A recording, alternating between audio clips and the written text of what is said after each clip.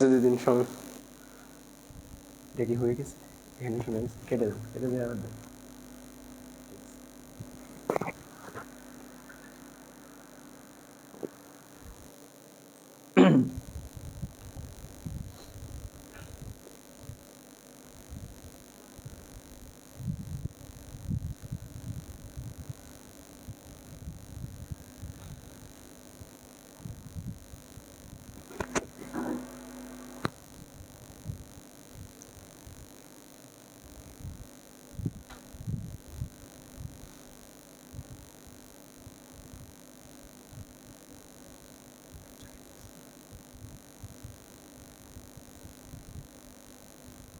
শোনা গেছে ক্যান্সারটা।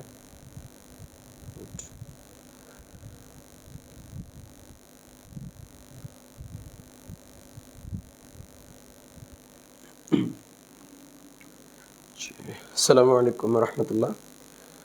আশা করছি সকলে ভালো আছেন। আজকে আমরা আমাদের বাংলা সাহিত্যের 5 নম্বর ক্লাস করব। আমরা আমাদের যে 20 নম্বর প্রাচীন এবং মধ্যযুগের 5 শেষ হয়েছে আলহামদুলিল্লাহ গত ক্লাসে। আজকে হচ্ছে আমরা আধুনিক যুগ শুরু করব, 5 নম্বর ক্লাস। আপনাদেরকে যেই ক্লাসের যেই স্কেজুয়ালটা দেওয়া হয়েছে, হ্যাঁ, সেখানে আপনারা দেখেছেন 5 নম্বর ক্লাস আধুনিক যুগ। আধুনিক যুগের সূচনা, ফোর্ট উইলিয়াম কলেজ, বাংলা গদ্যের বিকাশ, শ্রীরামপুর মিশন, রাজা রামমোহন রায়, এরপর ঈশ্বরচন্দ্র বিদ্যাসাগর, অক্ষয় কুমার দত্ত, মদন মোহন তর্কালঙ্কার, ঈশ্বরচন্দ্র গুপ্ত, ওনাদেরকে নিয়ে আমরা আলোচনা করব। ইতিমধ্যে ঈশ্বরচন্দ্র গুপ্তকে নিয়ে গত ক্লাসে আমরা কিছু কথা বলেছিলাম যে তিনি যুগসন্ধিক্ষণের কবি। যখন ভারতচন্দ্র রায় গুণাকর, ওনাকে দিয়ে 1760 সালে ওনার মৃত্যু হয়েছে। তো যখন মধ্যযুগ শেষ হয়েছে ওনাকে দিয়ে, হ্যাঁ, মধ্যযুগের শেষ কবি এবং শ্রেষ্ঠ কবি। এরপরে 1860 বা 61 সালে হচ্ছে আধুনিক যুগের অন্যতম সেরা কবি, যাকে দিয়ে হচ্ছে মানে একজন কবি হলো অসংখ্য কবির প্রয়োজনীয়তা যিনি পূরণ করেছিলেন একাই, আমাদের প্রিয় মাইকেল মধুসূদন দত্ত। তো এই পর্যন্ত এর মাঝে উল্লেখযোগ্য কবি ছিলেন আমাদের ঈশ্বরচন্দ্র গুপ্ত। তো এই জন্য ওনাকে যুগ সন্ধিক্ষণের কবি, দুই যুগের মিলন তার সাহিত্যে বা তার চিন্তাধারায় ঘটেছিল। হ্যাঁ, ভারতচন্দ্র রায় গুণাকরের ফেলে যাওয়া কিছু এবং আধুনিক যুগের পাওয়া কিছু, দুইটার সংমিশ্রণ হচ্ছে ঘটেছিল আমাদের ঈশ্বরচন্দ্র গুপ্তের। এর মধ্যে আসবে, আমাদের আসবে। তো আমরা আজকে আল্লাহর উপর ভরসা করে আমরা শুরু করি আমাদের আধুনিক যুগ, গণমানুষের সাহিত্যের যুগ। আমরা আপনাদের মনে থাকবার কথা যে বলেছিলাম মধ্যযুগ, কলমটা দিন তো। মধ্যযুগ মূলত ছিল ধর্মনির্ভর সাহিত্য, সেখানে রচিত হয়েছিল। ধর্মীয় দেব দেবী সেখানে মুখ্য ছিল এবং ধর্মীয় বিভিন্ন ব্যাপারকে উপজীব্য করেই সাহিত্য অধিক রচিত হয়েছিল মধ্যযুগে।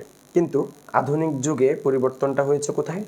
সাহিত্যের মূল কেন্দ্রবিন্দু বা সাহিত্যের উপজীব্য হয়েছে মানুষ, মানুষের প্রেম, ভালোবাসা, আবেগ, অনুভূতি, চিন্তা, হ্যাঁ, পছন্দ অপছন্দ, ভালো লাগা খারাপ লাগা, দেশপ্রেম, হ্যাঁ, এই যে ব্যাপারগুলো, এই ব্যাপারগুলো হচ্ছে আধুনিক যুগের সাহিত্যে উপজীব্য হয়েছে। এবং আধুনিক যুগের সবচেয়ে শ্রেষ্ঠ যেই সৃষ্টিটি, সেটি হচ্ছে গদ্য।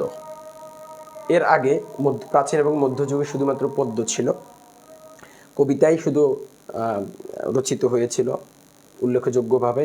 যদিও কোনো গদ্য রচিত হয়েছিল, সেগুলো গদ্যের মান পায়নি, গদ্যের মানে উন্নীত হয়নি।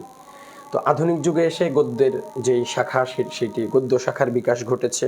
আমরা যে আজকে প্রবন্ধ পড়ছি, আমরা উপন্যাস পড়ছি, নাটক পড়ছি, হ্যাঁ, এই ব্যাপারগুলোর গদ্য শাখার যে বিকাশ, সূচনা এবং বিকাশ, সেটি ঘটেছিল আমাদের এই আধুনিক যুগে। তাহলে আধুনিক যুগের সবচাইতে বড় যে সৃষ্টি, সেটি হচ্ছে গদ্যের বিকাশ। আই হোপ যে আপনাদেরকে প্রাথমিক কিছু কথা বুঝাইতে পারছি। দুইটা ব্যাপার বলছে এখানে মূলত। একটা হচ্ছে যে আধুনিক যুগ ছিল মানুষ প্রধান, মানুষ প্রধান ছিল আধুনিক যুগ, নট দেবদেবী বা ধর্মনির্ভর। মানুষের আবেগ, মানুষের বিবেক, মানুষের আকাঙ্ক্ষা, মানুষের চাওয়া পাওয়া ব্যাপারগুলো প্রাধান্য পাইছে। হ্যাঁ, মানুষ উপজীব্য হয়েছে সাহিত্যের। 1 আর 2 নম্বর বলছি যে গদ্য শাখার সৃষ্টি হয়েছে। এর আগে শুধু কবিতা ছিল, আধুনিক যুগে গদ্য আসছে, উপন্যাস আসছে, নাটক আসছে, প্রবন্ধ আসছে। হচ্ছে বুঝাইতে পারছি? ওকে, এখন আসেন আমরা আমাদের বই থেকে যদি একটু দেখি। সো আধুনিক যুগ গণমানুষের সাহিত্যের যুগ। ঠিক আছে, মানুষ উপজীব্য হয়েছে, গদ্যের সূচনা হয়েছে, আমরা পড়লাম। ঠিক আছে, দেবতার চেয়ে মাটির মানুষের মনোজাগতিক বিষয়সমূহ প্রাধান্য পাইছে। তাহলে মূল কথায় মানুষের প্রাধান্য, আলোচনাগুলো করে ফেলছে কিন্তু। ঠিক আছে, দেখেন মানুষের মন্দ লাগা, ভালো লাগা, হৃদয়ের কথা, বাহিরের কথা, প্রেম, প্রতিজ্ঞা, দেশপ্রেম, এই ব্যাপারগুলো মূলত উপজীব্য ছিল।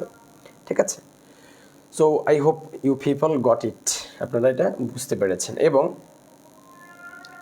বলে ফেলেছিলাম ব্যাপারগুলো। এখানে বাকি যে ব্যাপারগুলো দাগ আছে বলেছিলাম। এখন আসেন আমরা আধুনিক যুগের সাহিত্যের যে দেখেন, আমি আপনাদের সামনে গত কিছুক্ষণ যে আলোচনা করছি আধুনিক যুগের যে ফিচার্সের 2টা মুখ্য ফিচার্স এবং এর ভিতরে অনেকগুলো ব্যাপার বলছি।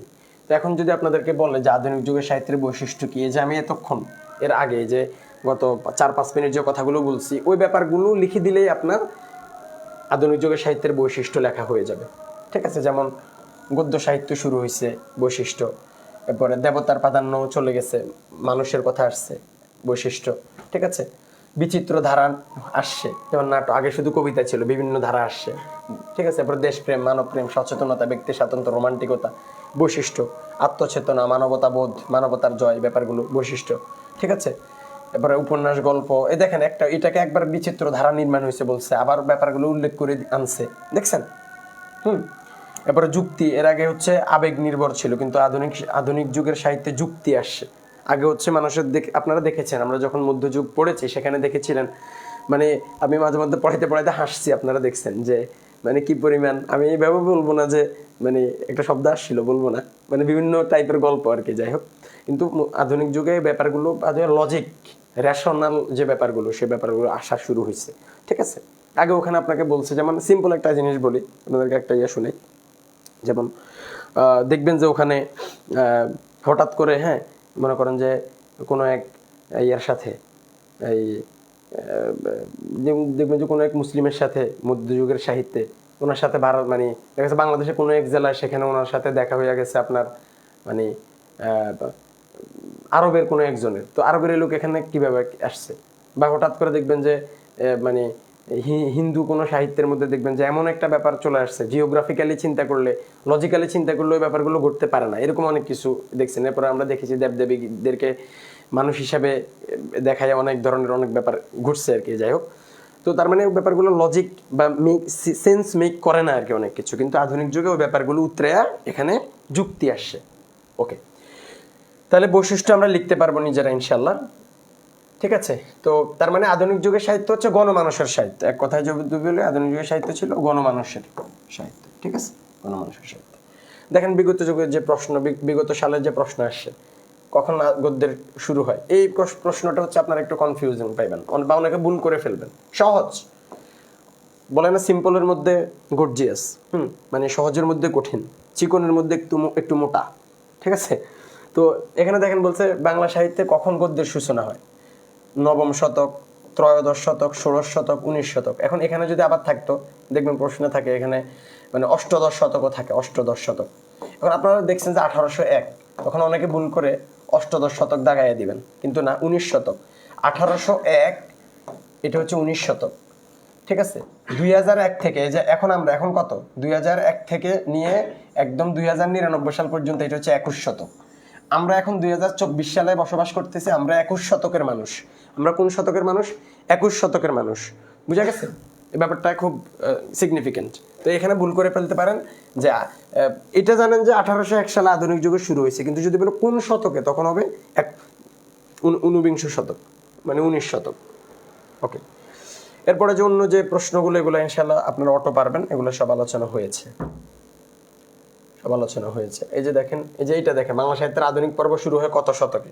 এই যে এখানে আপনারা মানে ম্যাক্সিমাম ভুল করে 1800 দিয়ে দিতেন, আধুনিক পর্ব শুরু হয় কত শতকে? যখন কৃষি ব্যাংকের অফিসারে আসছে, দিয়ে দেবেন নট 18, 19 শতকে। কোন শতকে? 19 শতকে। ওকে, এখন আসেন বাংলা গদ্য উন্মেষ পর্ব। তার মানে আমরা এতক্ষণ তো বলে আসছি যে আধুনিক যুগে বাংলা সাহিত্যের উন্মেষ হয়েছে। উন্মেষ মানে শুরু হওয়া। আর দেখেন এখানে সূচনা হয়েছে, উন্মেষ হয়েছে। সূচনা হচ্ছে, উন্মেষ আরেকটু ভালোভাবে শুরু হওয়া। এরপরে হচ্ছে অভ্যুদয়। অভ্যুদয় মানে কি জানেন? অভ্যুদয় মানে কি? কেউ লিখে দিতে পারবেন অভ্যুদয় শব্দের অর্থ কি? অভ্যুদয় মানে কি? আপনারা স্বাধীন বাংলাদেশের অভ্যুদয় পড়ছেন না? অভ্যুদয় মানে কি? অভ্যুদয় মানে কি? একটু কমেন্ট করেন তো, কেউ জানেন? অভ্যুদয় শব্দের অর্থ কি জানেন কেউ? পড়ে যাইতেছেন। অভ্যুদয় মানে হচ্ছে সমৃদ্ধি, সমৃদ্ধি অথবা শ্রীবৃদ্ধি। শ্রীবৃদ্ধি, শ্রী যদি বৃদ্ধি হয় মানে সৌন্দর্য, শ্রী মানে সৌন্দর্য। কোনো কিছু সৌন্দর্য বর্ধিত হলে তো সেটা সমৃদ্ধ হয়, বা কোনো জিনিস সমৃদ্ধ হলে তো সেটা শ্রী বৃদ্ধি পায়, তাই না? তো অভ্যুদয় মানে হচ্ছে যে সমৃদ্ধ হওয়া, ঠিক আছে? সমৃদ্ধ হওয়া, সমৃদ্ধ হওয়ার ইতিহাস। তাহলে সূচনা, উন্মেষ, অভ্যুদয়ের পরে পরিণতি, একদম পিক মোমেন্টে, জেনিতে পৌঁছাইয়া যাওয়া। হ্যাঁ, মানে আটমোস্ট যেই প্লেস সেই জায়গায় পৌঁছাইয়া যাওয়া আর কি। তো এই স্তরগুলো মধ্য দিয়ে গেছে, যেটা ডক্টর সুকুমার সেন বলছে। আমরা একটু পরে আসতেছি, আমরা আগেরগুলো হচ্ছে একটু পড়ে আসি। তাহলে গদ্য শুরু হয়েছে আধুনিক যুগে, এটা আর বলার অপেক্ষা রাখে না, ঠিক আছে? সো বলেছে। এখন আসেন, ওই যে বললাম 19 শতকের সবচেয়ে সর্বশ্রেষ্ঠ যে ঘটনা সেটা হচ্ছে গদ্যের বিকাশ। এটা হচ্ছে সর্বশ্রেষ্ঠ ঘটনা। এখন এই গদ্যটা যে আমাদের আসছে, এই গদ্যর বিকাশে কিন্তু সূচনা যেটা, সেই সূচনাটা এই যে উন্মেষ পর্বে শুরু পর্বে কিন্তু বাংলা মানে আমাদের মানে বাংলার দেশি কোনো মানুষের বা বাঙালি কোনো মানুষের বা বাংলা ভাষাভাষী অঞ্চলের কোনো মানুষের চাইতে বিদেশিদের অবদান বেশি ছিল। কোন বিদেশিদের অবদান ছিল? পর্তুগিজদের অবদান ছিল, তারপরে ব্রিটিশ যারা এখানে এসেছিল তাদের অবদান ছিল।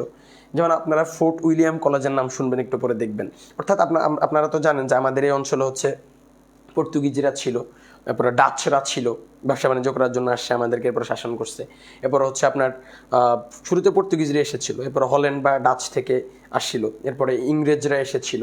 তো বিভিন্ন পর্যায়ে আমাদেরকে বিভিন্ন মানে আমরা মানে কোন পর্যায়ের মফিজ যে সবসময় হচ্ছে আমাদেরকে কেউ না কেউ এভাবে শাসন করে গেছে। এবং আজ মানে এই 21 শতকেও আমাদের উপর আমাদের শাসকরা যেভাবে যে পেরেছে সেভাবে আমাদের উপর অত্যাচার নির্যাতন চালাইয়া দিয়ে গেছে। Cause we are not united at all, এবং উই আর নট মানে we can't think logically, and we are so much আবেগ নির্ভর। So considering all this issues, considering all this things, মানে most of the what can I say, most of our rulers, they became autocrat when they came into power. ওকে, যারা তখন এসেছে প্রত্যেকে আমাদের উপর বিভিন্ন ফর্মে বিভিন্নভাবে হচ্ছে অপারেশন সাপ্রেশন তারা হচ্ছে ইম্পোজ করেছিল আমাদের উপর। এবং ঠিক আছে, এটা আমাদের দোষ, এটা আমাদের দোষ, এটা তাদের দোষ না।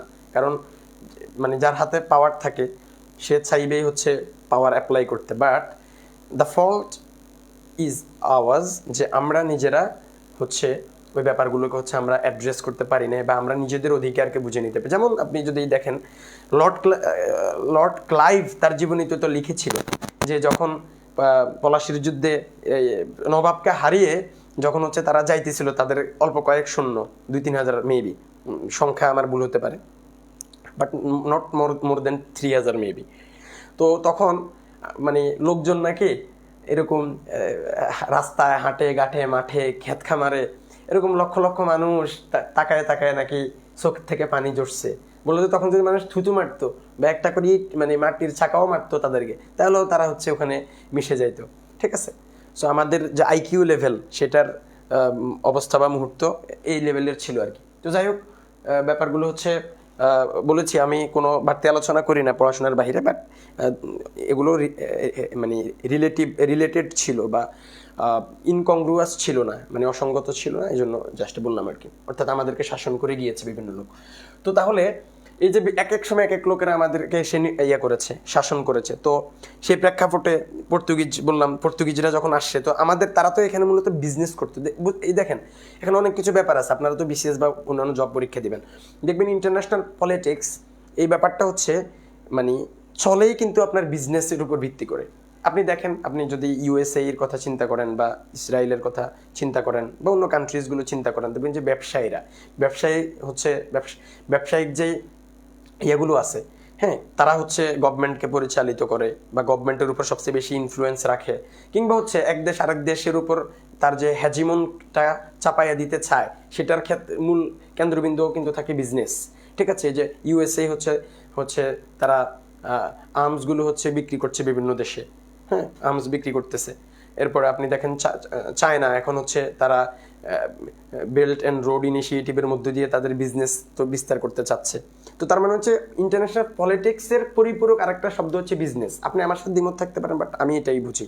ঠিক আছে, বিজনেস, নিজের বিজনেস যার কাছে যে বিক্রি করতে পারবে তার পণ্য, তার কাছে টাকা আসবে, তার কাছে পাওয়ার থাকবে, সে আরো যার কাছে টাকা থাকে সে তো আরো ইনোভেটিভ চিন্তা করতে পারে। তো ঠিক আছে, তো যেটা বলছিলাম যে তো তখন তারা আমাদের এই এলাকাতে বিজনেস করতে আসে, বিজনেস করতে এসে আমাদেরকে যখন মুফিস পাইছে তখন আমাদেরকে তারা এবার শাসন করাও শুরু করছে। তো এই এলাকায় বিজনেস করার ক্ষেত্রে তাদের তো আমাদের ভাষাটা জানা দরকার ছিল। ধরেন আমরা যখন এই যে দেখবেন নীলক্ষেতে 30 দিন ইংরেজি শিখুন, 30 দিনে জাপানি শিখুন বই পাওয়া যায় না।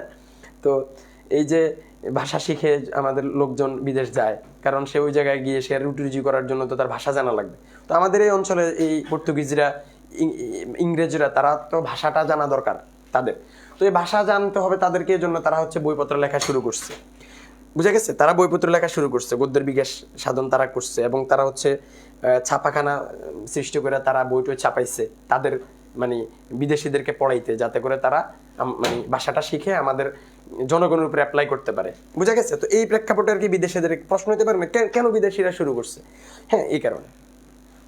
তো এখন আসেন, একটা সেকেন্ড, এখন দেখেন এই যে ছিল এদের অধিকাংশ হচ্ছে আপনার পর্তুগিজ ছিল, যাদের হাত দিয়ে শুরু হয়, পরবর্তীতে এটা ইংরেজদের হাতে চলে আসে। যেমন আপনি যদি দেখেন 1743 সালে পর্তুগালের লিসবন, পর্তুগালের রাজধানী কিন্তু লিসবন, এই যে সাধারণ জ্ঞান হয়ে যাচ্ছে। হ্যাঁ, সেখান থেকে লিসবন থেকে হচ্ছে গদ্যে লেখা 3টি বই মুদ্রিত হয়েছে।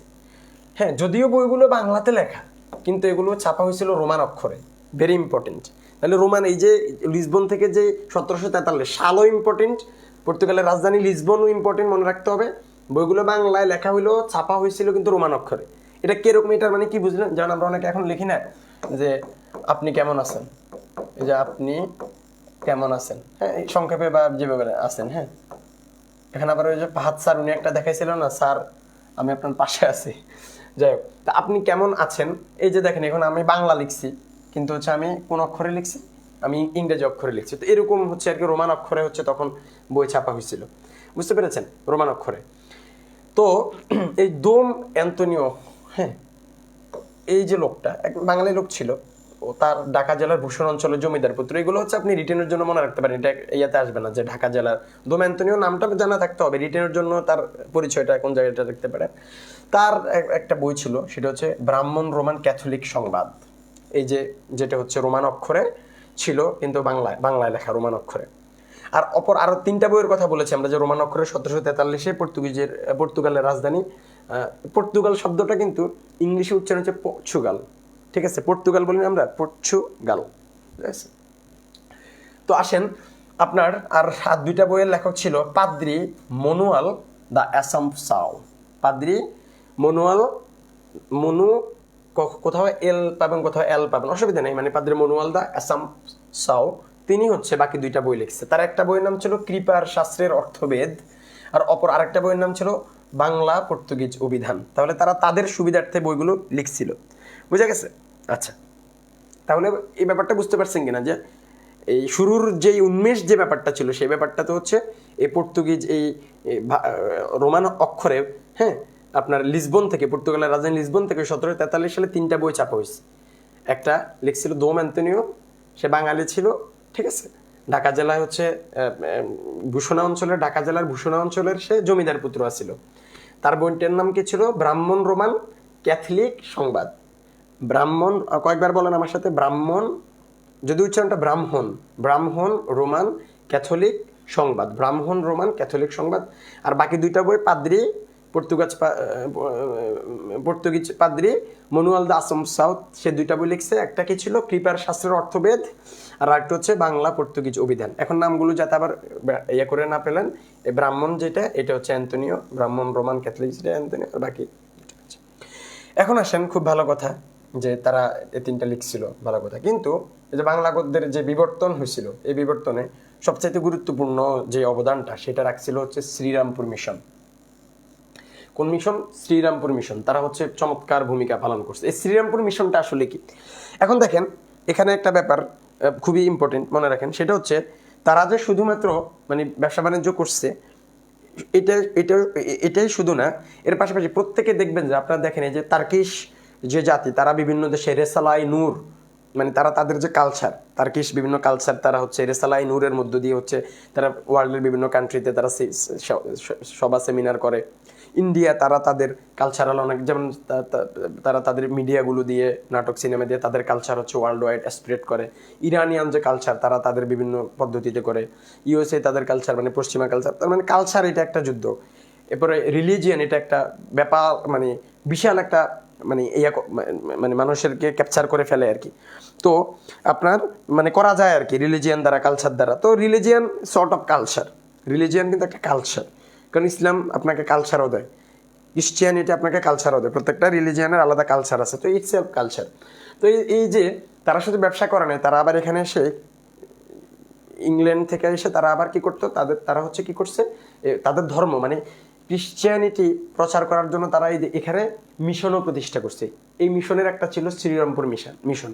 এখান থেকে তারা খ্রিস্টান ধর্মকে প্রচার প্রসার করার জন্য বিভিন্ন বইপত্র ছাপাইছে, হ্যাঁ, এবং মানুষের কাছে ওগুলো বিলি করছে, মানুষকে পড়াইছে। তো ওইরকম মিশনটাই ছিল আর কি শ্রীরামপুর মিশন। এই শ্রীরামপুর মিশনের ব্যাপক ভূমিকা ছিল মানে বাংলার ক্ষেত্রে। যেমন তারা হচ্ছে বাইবেলের বাংলা অনুবাদ করছে, বাইবেল সহ আরো অনেকগুলো বইয়েরই বাংলা অনুবাদ করছে তারা, ঠিক আছে, বুঝতে পেরেছেন। এবং এই 1800 সালে শ্রীরামপুর মিশন থেকে বাংলায় মুদ্রিত মিশন সমাচার পুস্তকটি হচ্ছে প্রথম গদ্য গ্রন্থ। 1800 সালে শ্রীরামপুর মিশন থেকে বাংলায় মুদ্রিত বইটার নাম কি ছিল? মিশন সমাচার। এটা খুব একটা ইম্পর্টেন্ট না, বাট মনে রাখতে পারেন। আবার ইন আ সেন্স খুব ইম্পর্টেন্টও ধরতে পারেন, ঠিক আছে, কারণ আরও ইম্পর্টেন্ট এই সেম জায়গাতে আরও কিছু ইম্পর্টেন্ট ব্যাপার আছে, আসবে, ঠিক আছে। মিশন সমাচার 1800 সালে এটা প্রথম গদ্য গ্রন্থ, ঠিক আছে। কিন্তু এটাকে বাংলায় না কোন কিছুতে সেটা আমরা এখনো বলি না, বলবো। এখন আসেন, আশা করি ব্যাপারটা বুঝতে পারছেন। এখন মনে করেন একটা গদ্য গ্রন্থ হয়েছে, ভালো কথা। এর আগে দেখেন আমরা কিন্তু পড়ে আসছি যে মনে করেন যে এর মধ্যে শ্রীকৃষ্ণ কীর্তন কাব্যের ব্যাপারে হচ্ছে মানে আধুনিক যুগে এসে সেলিম আল দীন উনি গবেষণা করে দেখলেন যে এটা ছিল হচ্ছে বাংলা নাটকের ইয়া পাওয়া গেছে, এটার মধ্যে কি বলে উপাদান পাওয়া গেছে। তো এরকম, ঠিক আছে, গদ্য এই এখন লেখা হয়েছে 1800 সালের পরে এসে গদ্য লেখা হয়েছে, খুব ভালো কথা। কিন্তু এই ব্যাপারটার আগেও গদ্যের প্রাথমিক নিদর্শন হিসাবে কোনো একটা ব্যাপারকে ধরা হয়, অর্থাৎ এর আগেও গদ্য লেখার চেষ্টা করা হয়েছে, বা কোনো গদ্য যে কোনোভাবে লেখা হয়েছে বা গদ্য রিলেটেড কোনো ব্যাপার লেখা হয়েছে, এই ব্যাপারটা হচ্ছে। ভাই আমি ক্লাসে আছি, আপনাকে আমি সংগ্রহ করতে পারি নাই, করে দিচ্ছি।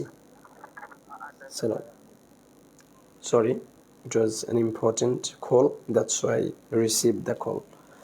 আচ্ছা আসেন তাহলে, কোনটিকে বাংলা গদ্যের প্রাথমিক নিদর্শন বলা হয়? কোচবিহারের রাজা আসামের রাজাকে, এটা ভুলে যাওয়া যাবে না, একটা কোচবিহারের রাজা আসামের রাজাকে পাঠাইছে। এখন আপনি পরীক্ষার হলে গিয়ে ভুলে যেতে পারেন কি আসামের রাজা কোচবিহারের রাজাকে পাঠাইছে না কোচবিহারের রাজা আসামের রাজাকে পাঠাইছে। আচ্ছা বলেন তো, ইনস্ট্রাকশনটা কি কোচে দেয় না খেলোয়াড়ে দেয়? কোচে দেয়। তার মানে কোচ লেখা আছে, মানে কোচবিহার যে কোচ হচ্ছে পরের জন্য দিছে, পরেরটা যাই হোক, তাহলে মনে রাখবেন যে কোচে দিছে, কোচ ইনস্ট্রাকশন দেয়। তো এই জন্য কোচবিহারের রাজা সে আসামের রাজারা দিছে, হ্যাঁ, চিঠি। কত? 1555 সালে। সালটা খুব ইম্পর্টেন্ট। সবগুলাই আমরা 5 ওয়াক্ত নামাজ পড়ি, এর আগে একটা এক দিয়ে দিয়েছেন আল্লাহ এক, হ্যাঁ, যাই হোক। তো আপনার 1555 সালে হচ্ছে একটা পত্র লিখছে। কি লিখছে? একটা পত্র। এই যে পত্র লাল কালের নিচে চলে গেছে, এই পত্রটাই ছিল বাংলা গদ্যের প্রাথমিক নিদর্শন। আই হোপ যে ভুলার কোনো সম্ভাবনা নেই, ঠিক আছে, ওকে। এখন আসেন, এই বাংলা গদ্যের যে সূচনাটা হয়েছে এটাকে তো বিভিন্ন জনের, আমরা আধুনিক মধ্যযুগের অনেকগুলো ভাগ দেখছি, আধুনিক যুগেরও অনেকগুলো ভাগ করা হয়েছে। তো এই যে দেখেন এই গদ্যের যে সূচনা হয়েছে বা গদ্যের যে বিকাশ, এই বিকাশ, উদ্ভব এবং বিকাশ, ঠিক আছে, এটাকে 4টা স্তরে হচ্ছে ভাগ করছে কে? সুকুমার সেন। কি কুমার সেন? সুকুমার সেন। একটা প্রথমে হচ্ছে সূচনা স্তর, এটা 16শ শতাব্দী থেকে, মানে 16শ শতাব্দী মানে কত? 16শ শতাব্দী মানে কত মনে আছে?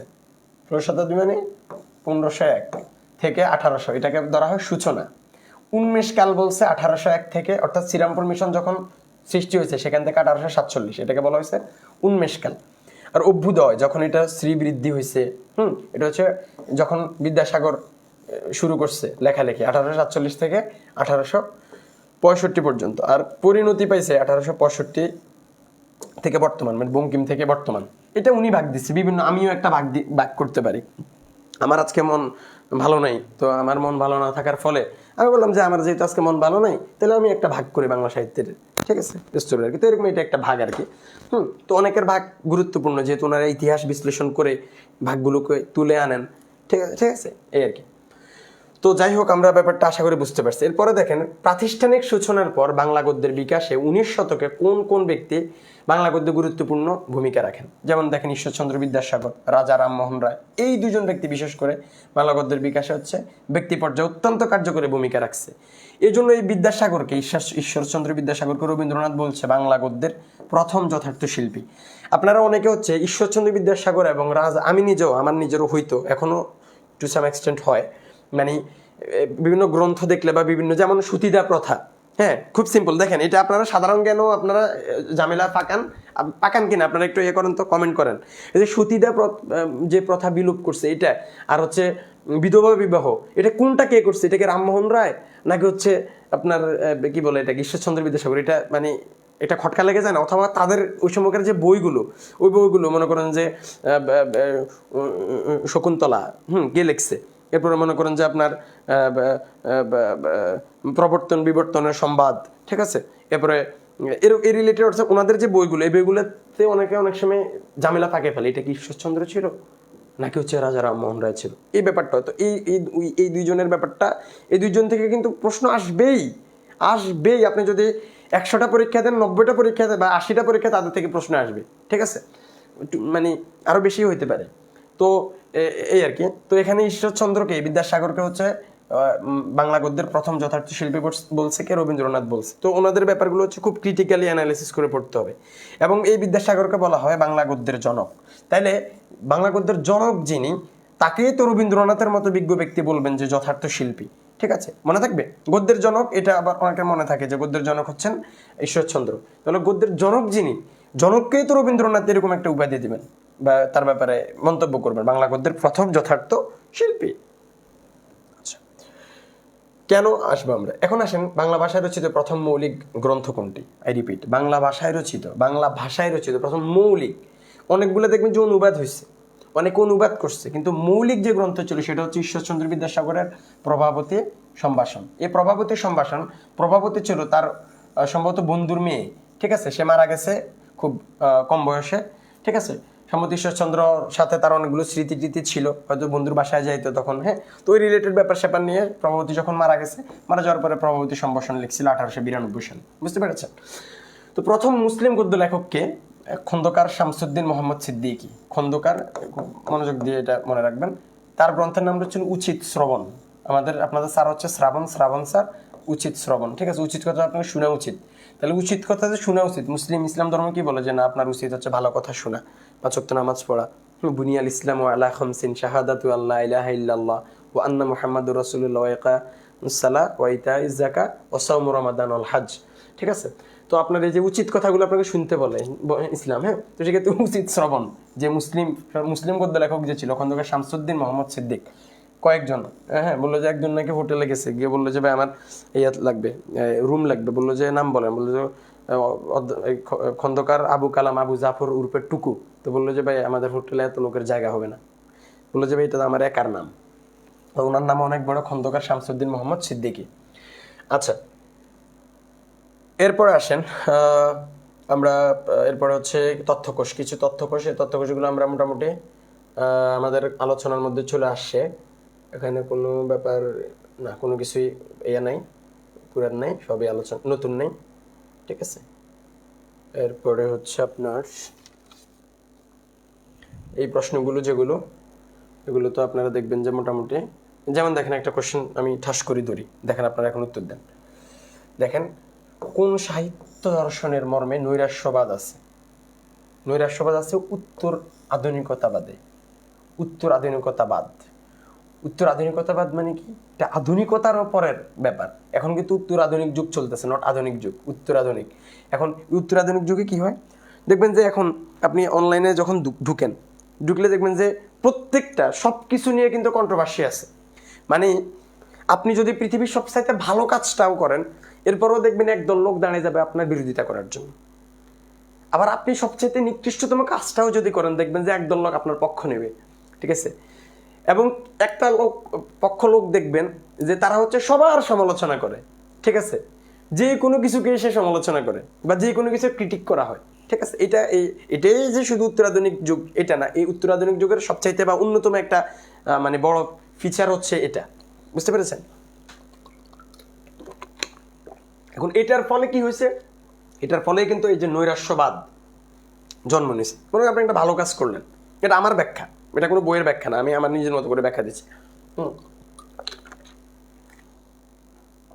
আপনি একটা ভালো কাজ করছেন, এরপরও যদি আপনি সমালোচিত হন, আপনার কি ডিসঅ্যাপয়েন্টমেন্ট কাজ করবে না?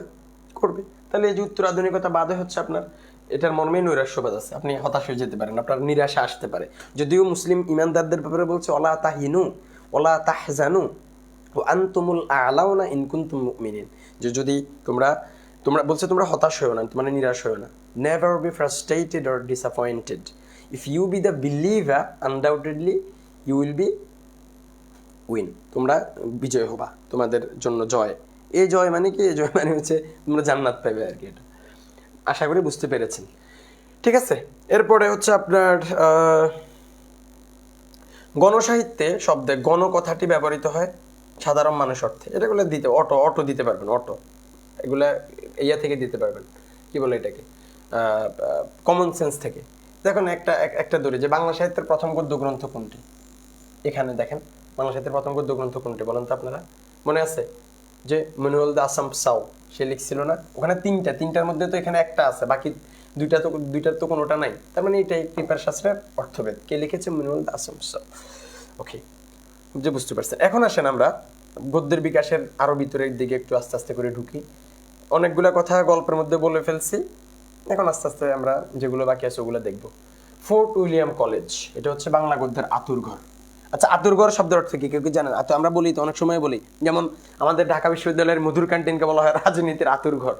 হোয়াট ডাজ মিন বাই আতুরঘর? একটু কমেন্ট করুন তো, আমি দেখতে চাই। আতুরঘর মানে কি? আতুরঘর, হোয়াট ডাজ মিন বাই আতুরঘর? আতুরঘর মানে কি? Without searching any dictionary you just comment করেন তো, আতুরঘর মানে কি? করতেছেন? আমি trying to see your comments. আচ্ছা, আতুরঘর মানে হচ্ছে সুতিকাঘার অথবা হচ্ছে জন্ম, হ্যাঁ, মানে সন্তান যে প্রসব করে, সন্তান প্রসব করার গৃহ, মানে যেখান থেকে শুরু হয়, ঠিক আছে, সন্তান প্রসবের গৃহ, এটাকে বলা হয় আতুরঘর, ঠিক আছে। আত আছে না, আত, আচ্ছা, আর ব্যাখ্যা নেওয়া যায় তাহলে সন্তান প্রসবের গৃহ, তার মানে হচ্ছে এই ফোর্ট উইলিয়াম কলেজ, এখান থেকে হচ্ছে বাংলা যে গদ্য, এই গদ্যের প্রসব হয়েছে, এটা বুঝানোর জন্য বাংলা গদ্যের আতুরঘর বলা হয় আর কি, ঠিক আছে। তো খুব ভালো কথা। ওই যে আমি যে গল্প বলছিলাম যে কোম্পানিরা আসছে বিভিন্ন আইসা, তারা তাদের প্রয়োজনার্থে হচ্ছে তারা মানে বইটই লেখা শুরু করছে। তো দেখেন মানুষের কর্মরত ইস্ট ইন্ডিয়া কোম্পানি, ঠিক আছে, কোম্পানির, আচ্ছা, এটা east India company, West India company, north India company, এটা হচ্ছে মনে করেন যে আপনার এখন দেখেন এই যে ইস্ট ইন্ডিয়া, আচ্ছা, এই ব্যাখ্যাটা পরে যাব। ইস্ট ইন্ডিয়া কোম্পানির ইংরেজ যে কর্মচারী ছিল তাদেরকে দেশীয়, মানে এখানে বলে আসছে কিন্তু আপনাদের মনে থাকার কথা, তাদের জন্য হচ্ছে মূলত তারা এই এলাকার দিকে কি করছে, তারা বইপত্র লিখছে, তারা প্রতিষ্ঠান করছে, কি করছে তারা।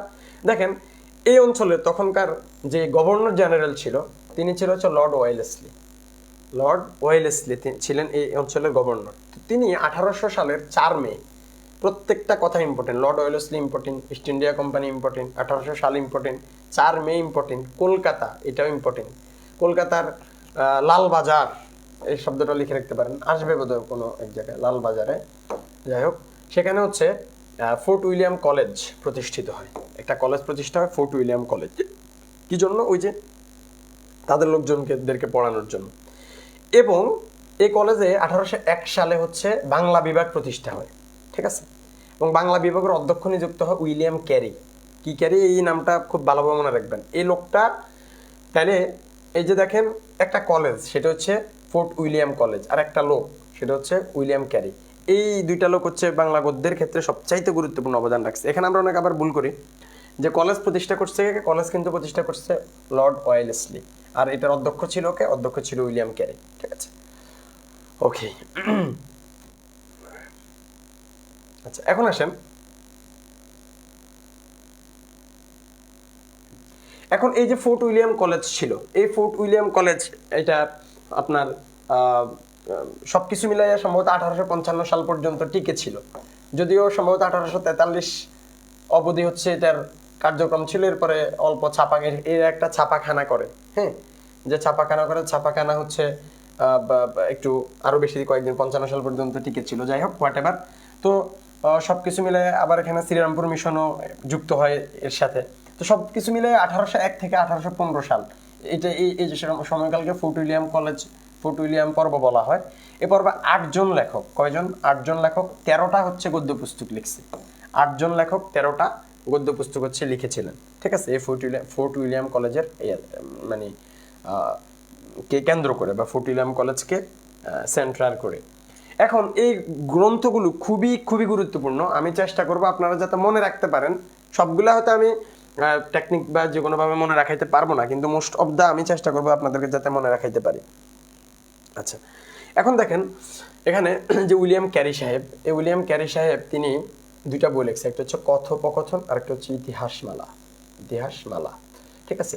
এই কথোপকথন, এই বইটা 1801 সালে প্রকাশ পেয়েছে। এখানে সাধারণ মানুষের সংলাপ, নীতি কথা এগুলো ছিল। ঠিক আছে, মূলত হচ্ছে কথোপকথন বইটা লিখে এটার মধ্যে হচ্ছে উনি কিছু মানে এটা একটা কনভারসেশনের বই ছিল। কিসের কনভারসেশনের? ঠিক আছে, এখন আমরা কনভারসেশনের বই দেখি না, যে দোকানদার, দুই দোকানদারের মধ্যে কথোপকথন, দোকানদার কাস্টমারের মধ্যে কথোপকথন, এটা কনভারসেশন একটা বই ছিল। আর ইতিহাসমালা এখানে 71টা বিষয়ে 150টা গল্প হচ্ছে এখানে আনা হয়েছে। তো হোয়াট এভার, এখন আপনাকে তো বলবে যে ইতিহাসমালা কে লিখছে বা কথোপকথন কে লিখছে বা নিচের কোনটি উইলিয়াম ক্যারির লিখিত, আপনি কিভাবে মনে রাখবেন? দেখেন, আমরা যে মানুষ, আমরা কেউ যখন আমাদের, দেখেন আপনাকে যখন কেউ কোনো একটা কথা বলে, হ্যাঁ, বুঝছেন, অথবা আমরা যে ইতিহাস বিলং করি, আমাদের যে মনে করেন যে দেশীয় ইতিহাস বলি আর ধর্মীয় ইতিহাস বলি, এই যে ইতিহাস, কেউ যখন আমাদের, দেখেন আপনাকে যখন মনে করেন আপনি মহিলা, এখন আপনি যে ঘরে বউ, সেখানে যদি আপনার শাশুড়ি ননদেরা কোনো একটা কথা বলে, ওই কথাটা কিন্তু আপনার কাছে গুরুত্বপূর্ণ, এবং ওই কথাটার উপর ভিত্তি করে ওই কথাটাকে ক্যারি করে, বহন করে আপনি কিন্তু আপনার জীবনের মানে একটা গুরুত্বপূর্ণ সময় আপনি অতিবাহিত করেন। তো তাহলে কারো কথা কিন্তু আমরা ক্যারি করি, এবং যে ইতিহাস আমাদের মানে জাতীয় জীবনের, ব্যক্তি জীবনের এবং আমাদের ধর্মীয় জীবনের যে ইতিহাস, সেগুলোকে কিন্তু আমরা ক্যারি করি। ইতিহাস ক্যারি করে কিন্তু আমরা আমাদের পথ চলি। তাহলে এই কথা এবং ইতিহাসকে কিন্তু আমরা ক্যারি করি। এবার এটা মনে রাখবেন, তাহলে প্রয়োজনে বইয়ের পাশে লিখে রাখেন যে কোনো গুরুত্বপূর্ণ কথা বা ভালো কথা কিংবা কষ্ট পাওয়ার মতো কথা, এগুলো আমরা ক্যারি করি। এবং ইতিহাস, আমাদের যে ইতিহাসকেও আমরা কি করি? ক্যারি করি। তাহলে উইলিয়াম ক্যারি তিনি কথোপকথন এবং ইতিহাসমালা এই দুইটা লিখছে, আশা করে ভুলবেন না ইনশাআল্লাহ। রামরাম বসু উনি যে দুইটা লিখছে, এই দুইটা আমরা আসলে কোনোভাবে কোনো দিয়ে কি বলে এটাকে সূত্রে ওইভাবে ফেলতে পারি নাই, মানে আমি চেষ্টা করছি, এগুলো আমি বানাইছি, এমন না যে এগুলো কোথাও থেকে আমি ধার করা। নিজের পড়তে গিয়ে হঠাৎ মাথায় যেটা ক্লিক করে ওটা দিয়ে নিজে মনে রাখার চেষ্টা করি, বা আপনাদেরকে মনে রাখানোর চেষ্টা করি আর কি। এই দুইটা মনে রাখবেন। রামরাম বসু উনি দুইটা লিখছে, একটা হচ্ছে রাজা প্রতাপাদিত্য চরিত্র আর একটা হচ্ছে লিপিমালা। তাহলে রাজা প্রতাপাদিত্য চরিত্র এবং লিপিমালা, এই বইটা খুবই গুরুত্বপূর্ণ। রাজা প্রতাপাদিত্য চরিত্র কেন, আমরা একটু পরে দেখব। ঠিক আছে, এরপর আসেন গোলকনাথ শর্মা, তিনি লিখেছিলেন হিতোপদেশ। এছাড়া মৃত্যুঞ্জয় বিদ্যালঙ্কার তিনিও লিখছেন। আমরা গোলকনাথ সরকার এটাই বেশি গুরুত্বপূর্ণ হিসেবে ধরে নেব। তো দেখেন, কেউ যখন আমাদেরকে কোনো উপদেশ যখন দেয়, তখন হচ্ছে ওই কথাগুলো আমাদের কাছে স্বাভাবিক মনে হয় না, ওই কথাগুলো আমাদের কাছে গোলগাল মনে হয়। ঠিক আছে, অথবা হচ্ছে মানে কেউ যখন আমাদেরকে উপদেশ দেয় তখন সে কিন্তু মানে গোছায়া টোছায়া গোলগাল কথা আমাদেরকে দেয়। হ্যাঁ, গোল, হ্যাঁ, গোল মানে কি, মানে পরিপাটি আর কি। তো আমি এইভাবে যে গোল, এটার সাথে হিত উপদেশ, এখানে উপদেশ আছে, উপদেশের সাথে গোল, এইভাবে আমি মনে রাখছি আর কি, আপনারা ছেলে মনে রাখতে পারেন। এরপর আসেন মৃত্যুঞ্জয় বিদ্যালঙ্কার, তিনি হচ্ছে এই ফোর্ট উইলিয়াম কলেজের যে পণ্ডিত ছিলেন, পণ্ডিতদের মধ্যে সবচেয়ে বেশি বই যিনি লিখছে তিনি হচ্ছে মৃত্যুঞ্জয় বিদ্যালঙ্কার। দেখেন তিনি যেগুলো লিখছে 32 সিংহাসন। আচ্ছা দেখেন এই যে সিংহাসন, এই সিংহাসন যার, অলংকারও কিন্তু তার। অথবা সিংহাসনকে অধিকার করতে গিয়ে অনেকেই কিন্তু মৃত্যুবরণ করে, ঠিক আছে। এরপর আসেন দেখেন রাজা বলি। আচ্ছা দেখেন বলি, রাজা বাদ দেন আপনি, যে বলি আমরা বলি দিই না, বলিদান করি না, বলি দেই। বলি দেওয়া মানে কি? বলি দেওয়া মানে হচ্ছে আপনার মৃত্যুবরণ করা। তাহলে বলি মৃত্যু, মনে রাখবেন, ঠিক আছে। বেদান্ত চন্দ্রিকা খুব গুরুত্বপূর্ণ না, এমনি মনে রাখতে পারেন। তাহলে 32 সিংহাসন, রাজা বলি, এই দুইটা গুরুত্বপূর্ণ না, মনে রাখবেন এভাবে। এরপরে আসেন তারিণী চরণ মিত্র, উনি লিখছে ওরিয়েন্টাল ফেবুলিস্ট। দেখেন ফেবুলিস্ট, ফেবু ফেবু মানে কি? ফেসবুক, এফবি, ফেবু আমরা বলি না বাংলায় ফেবু, তাহলে যে এফবি আমাদের ফেসবুক। এখন এই যে ফেবুলিস্ট মানে ফেসবুকের ফ্রেন্ড লিস্ট, ঠিক আছে। তাহলে দেখেন এই ফেবু, এটা দেখেন তারিণী চরণ মিত্র। মিত্র মানে কি? মিত্র মানে বন্ধু। বন্ধু মানে কি? বন্ধু মানে ফ্রেন্ড। বন্ধু মানে কি? ফ্রেন্ড। তার মানে হচ্ছে এই যে ফেসবুকের বন্ধু। তাহলে তারিণী চরণ মিত্র, আপনি যখন মিত্র দেখবেন তারিণী চরণ মিত্র, মিত্রর সাথে আপনি পেবু মানে ফেসবুকের লিস্ট আপনার বন্ধু। তাহলে এইভাবে আপনি দেখে, আমার এভাবে মনে থাকে, এভাবে মনে রাখি, কারণ এগুলো হচ্ছে খুব পেঁচালো, মনে থাকে না। এরপরে আসেন, এরপরের যেটা দেখেন রাজীব লোচন মুখোপাধ্যায়, তিনি হচ্ছে মহারাজ কৃষ্ণচন্দ্র রায়স্য চরিত্রং, এটা লিখছে, ঠিক আছে। এখন দেখেন এই যে চরিত্রং, রায়স্য চরিত্রং, দেখেন রাজীব। আপনারা যারা বাংলা সিনেমা দেখছেন ছোটবেলা, তখন রাজীব একটা গুন্ডা ছিল না? রাজীব একটা ভিলেন ছিল, রাজীব। এ রাজীব সে তার কিন্তু মানে ভিলেনদের চরিত্র খারাপ থাকে না, এ চরিত্রং। তাহলে রাজীব, যখন রাজীব লোচনের কথা আসবেন রাজীব, তখন আপনি চরিত্রং এটা খুঁজবেন, চরিত্রং। দেখেন আরো কোনটার সাথে যেন চরিত্র শব্দ আছে অন্য আরেকটা বইয়ের সাথে, কিন্তু এখানে দেখেন চরিত্রং। চরিত্রং মানে তার চরিত্র নষ্ট হয়ে গেছে, চরিত্র ঠিক নেই। তাহলে এই যে রাজীব গুন্ডা, ভিলেনের যেহেতু চরিত্রের সমস্যা থাকে, ঠিক আছে, এভাবে আপনি দেখে মনে রাখার চেষ্টা করবেন, ঠিক আছে। আর এটা যেটা যে তোতা ইতিহাস, ঠিক আছে। তো আমি যেভাবে মনে রাখতাম আর কি, মুন্সি, হ্যাঁ, তো তোতা মুন্সি, আমাদের হচ্ছে গ্রামে একটা লোক ছিল, তাকে আমরা তোতা মুন্সি বলে ডাকতাম। তো এইভাবে আমি এটা মনে রাখছি আর কি, তোতা মুন্সি। তো চণ্ডীচরণ মুন্সি তিনি হচ্ছে তোতা ইতিহাস, এটা লিখছে তোতা মুন্সি। আমি এইভাবে মনে রাখতাম, আপনি কিভাবে মনে রাখবেন আপনার ব্যাপার। আচ্ছা এরপর আসেন পুরুষ পরীক্ষা। একটা জিনিস দেখেন, আমরা যারা পুরুষ, আমাদের পুরো জীবনটাই কিন্তু আসলে পরীক্ষায় যায়, অগ্নি পরীক্ষা, ঠিক আছে। তাহলে এই যে পুরুষের জীবনটা যে একটা মহা পরীক্ষা, এই ব্যাপারটা কিন্তু এটা কিন্তু আদালত থেকে রায় হইয়া গেছে। এটা কিন্তু কোনো মানে যেন তেন কথা নয়। এই যে পুরুষ পরীক্ষা, এটা যিনি লিখছে তার নামের সাথে রায় আছে, হরপ্রসাদ রায়, হরপ্রসাদ রায়। মনে থাকবে, পুরুষ পরীক্ষা, আমাদের পুরুষের জীবনটা এটা একটা পরীক্ষাময়, যাতনাময় একটা জীবন। এটা হচ্ছে হরপ্রসাদ রায়, ঠিক আছে। সো আই হোপ যে আপনারা মনে রাখতে পারবেন। তো এর মাঝে হয়তো ওই রামরাম বসু, ওনার যে রাজা প্রতাপাদিত্য, এটাতে দেখেন চরিত্র ছিল, ঠিক আছে। তার একটা চরিত্র মনে রাখতে পারেন যে চরিত্র নষ্ট হয়েছে রাজীবের, ভিলেন রাজীবের, এই জন্য চরিত্রং। আর বাকি যে চরিত্রটা ছিল ওইটা রামরাম বসুর ছিল আর কি, কারণ ওনাকে দিয়ে আমরা কোনো মানে ছন্দ মিলাইতে বা বানাইতে পারিনি, ঠিক আছে, চরিত্র। ওকে, তো আই হোপ যে ইনশাল্লাহ আপনারা মনে রাখতে পারবেন।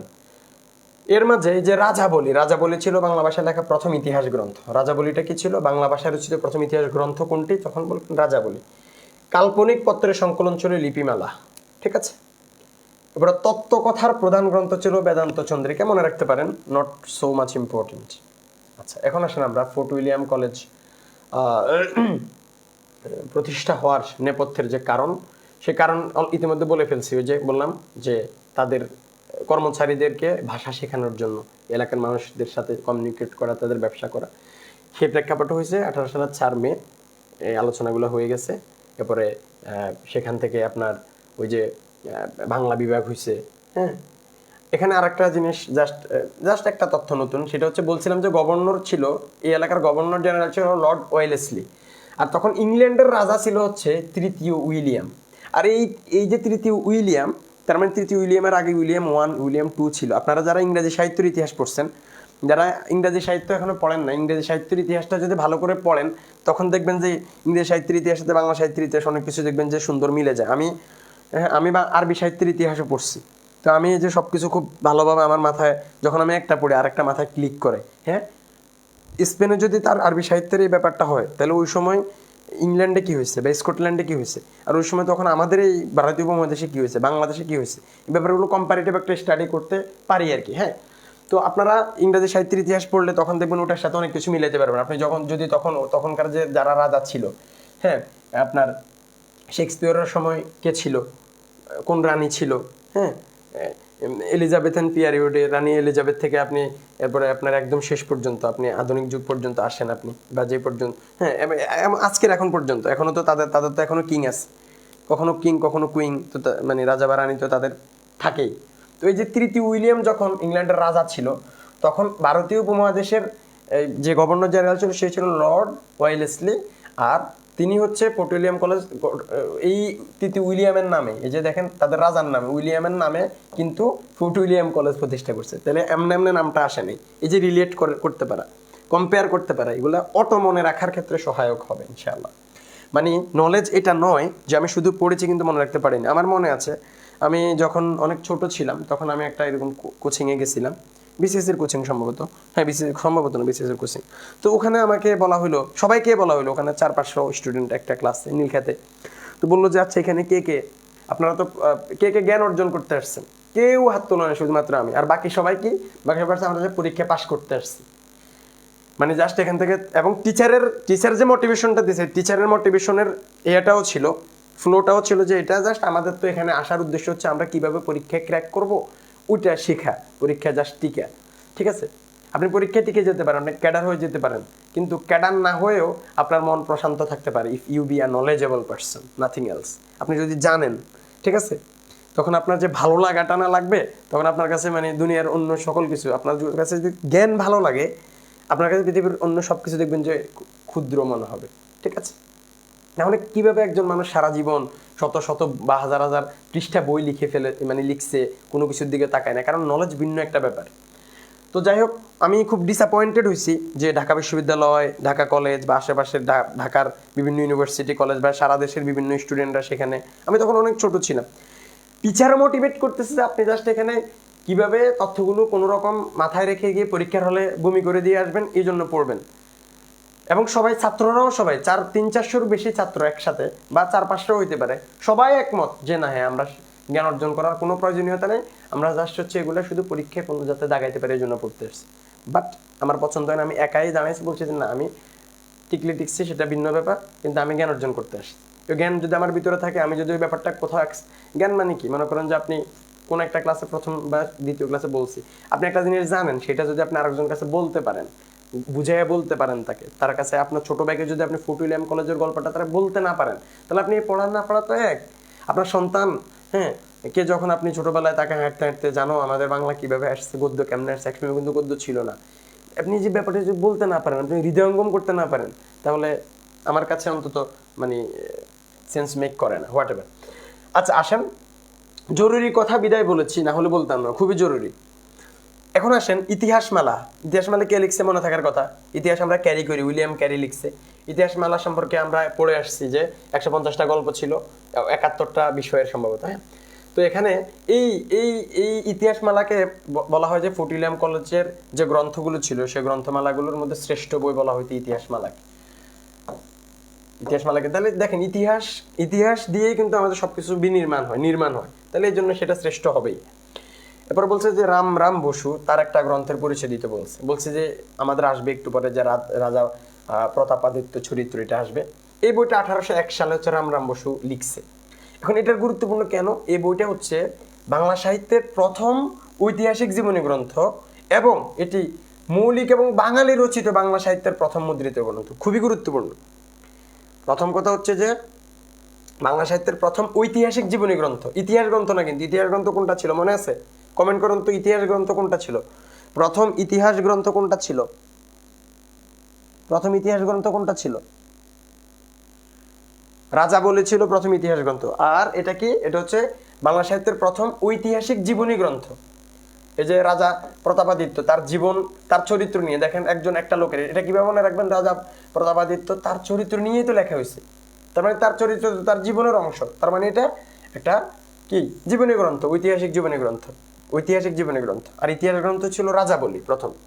আর এখানে আরো বেশি গুরুত্বপূর্ণ হচ্ছে এইটি বাংলা ভাষায় রচিত প্রথম বাঙালি কর্তৃক, আই রিপিট, কোনো বাঙালি কর্তৃক, কোনো বাঙালি কর্তৃক, এর আগে উইলিয়াম ক্যারি লিখছে, তিনি কিন্তু বাঙালি ছিলেন না, তিনি কি ইংল্যান্ডের লোক ছিল, ঠিক আছে, ব্রিটেনের লোক ছিল, কিন্তু বাঙালি লেখক হিসাবে যিনি প্রথম লিখছে, প্রথম বাঙালি রচিত যে মৌলিক বই বাংলা সাহিত্যের এবং প্রথম মুদ্রিত গ্রন্থ ছিল, প্রথম বাঙালি কর্তৃক রচিত প্রথম মুদ্রিত গ্রন্থ ছিল আমাদের এই রামরাম বসু সাহেবের রাজা প্রতাপাদিত্য চরিত্র, 1801 সালে।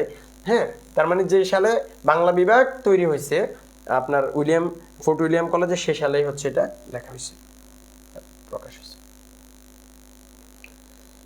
এরপর আসেন বলছে কথোপকথন সম্পর্কে লিখতে। আগে বলছে যে এটা একটা কনভারসেশনের বই ছিল, ঠিক আছে, কথাবার্তা শেখানোর বই, 13টা অধ্যায় ছিল এবং সাধু রীতি কাঠামোতে রচিত হলেও কিছু কথ্য রীতিও এটার মধ্যে পাওয়া গেছে। এবার বলো যে মৃত্যুঞ্জয় বিদ্যালঙ্কার সম্পর্কে, আমি ওনার সম্পর্কে বলে আসছি যে সবচেয়ে বেশি লিখছে উনি এবং সবচেয়ে শক্তিশালী লেখক ছিলেন উনি, এবং ওনাকে বলা হয়তো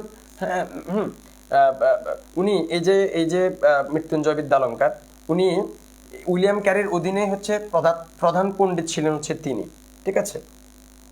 আচ্ছা, এরপরে হচ্ছে এই যে আমাদের মৃত্যুঞ্জয় বিদ্যালঙ্কার, তিনি 1801 থেকে 1816 পর্যন্ত উনি এই ফোর্ট উইলিয়াম কলেজের বাংলা বিভাগে উনি কি ছিলেন, কর্মরত ছিলেন।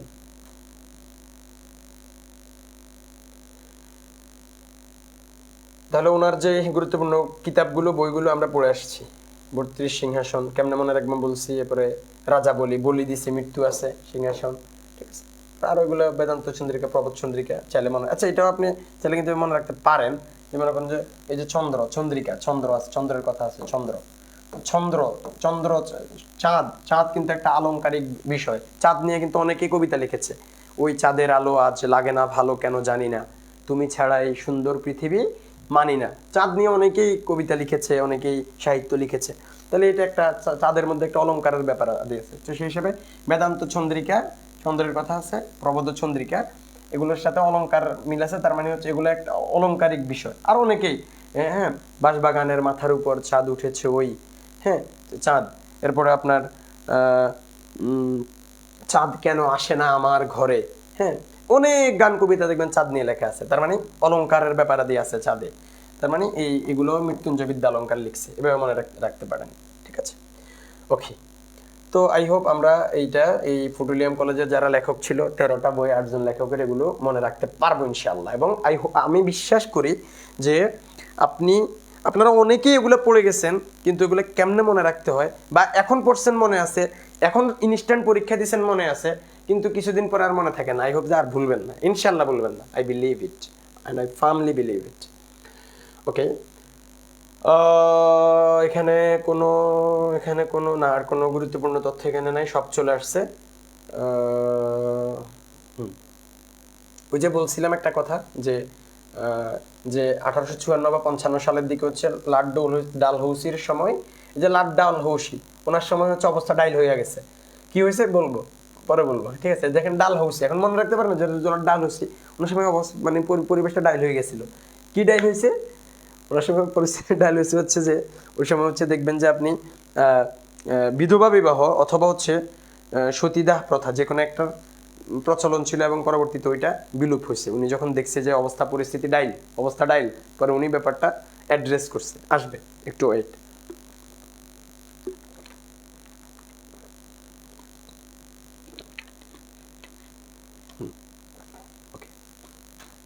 এখানে আরেকটা ব্যাপার দেখেন, রামরাম বসু, যিনি রাজা প্রতাপাদিত্য চরিত্র এবং লিপিমেলা লিখছে, তাকে বলা হয় ক্যারি সাহেবের মুন্সি। এখন এটা পড়ে যান, ক্যারি সাহেবের মুন্সি বলা হয়, ক্যারি সাহেবের মুন্সি কেন বলা হয়?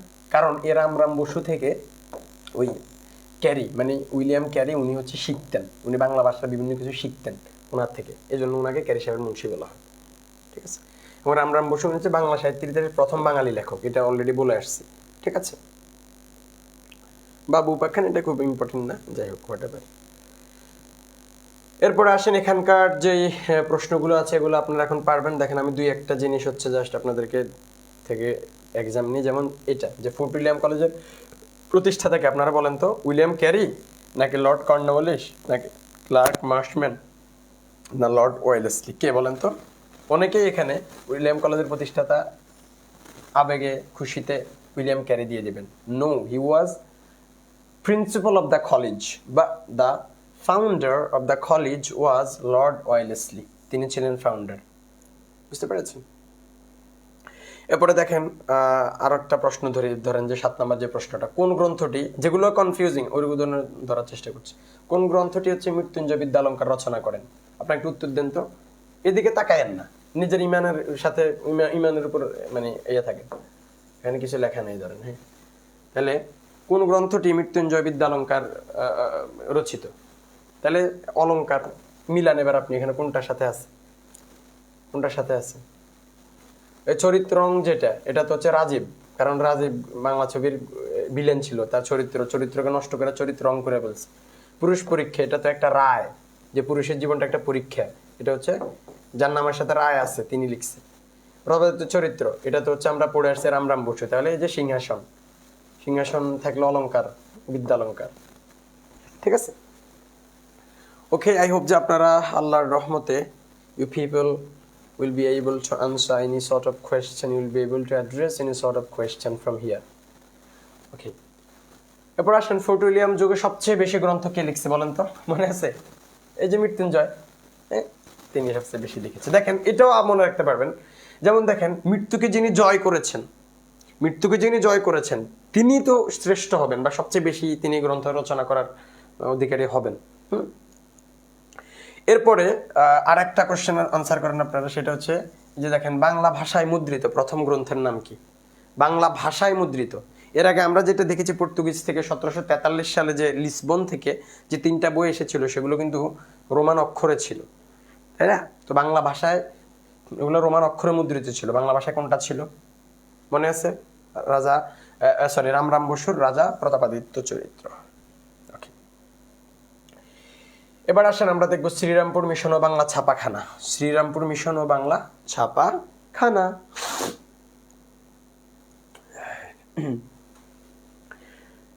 এখন আসেন, এই যে শ্রীরামপুর মিশন, এটার কথা আগেও আসছে, যেটার সাথে বাংলা গদ্যের বিকাশের ওতপ্রোতভাবে জড়িত আছে। এখানে খ্রিস্ট ধর্ম তারা প্রচার করার চেষ্টা করত, ঠিক আছে? তারা বাইবেলের অনুবাদ করছে, এবং এই ক্ষেত্রে এই যে খ্রিস্ট ধর্ম প্রচারে যারা সবচেয়ে বেশি ব্রতী হয়েছিলেন, মানে মনোযোগী হয়েছিলেন, একজন হচ্ছে উইলিয়াম ক্যারি, যিনি ওই যে অধ্যক্ষ ছিল বাংলা বিভাগের, আর জোশুয়া মার্শম্যান, এই লোকটা, এই দুইজন।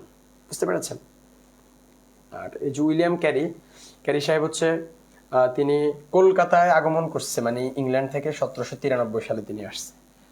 বুঝতে পেরেছেন? এবং 1834 পর্যন্ত তিনি এই এলাকাতেই ছিল। যারা দেখেন 93 থেকে 34, 41 বছর কিন্তু তিনি এই এলাকাতে কাটাইছে।